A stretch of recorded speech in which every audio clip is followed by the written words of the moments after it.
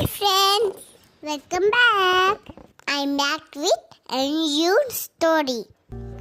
ఒక అబ్బాయి సముద్రం దగ్గర కూర్చున్నాడు. అతను చాలా చేపలు ఒడ్డుకు కొట్టుకు రావాలని చూశాడు. అవి ఎండకి చనిపోతున్నాయి. ఆ అబ్బాయి వాటిని మళ్ళీ సముద్రంలోకి విసరం స్టార్ట్ చేశాడు.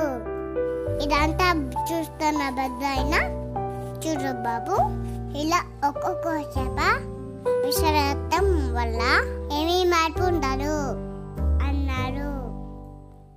వెంటనే ఆ అబ్బాయి ఒక్క చేపని సముద్రంలోకి విసిరి దీని లైఫ్ మారింది అన్నాడు.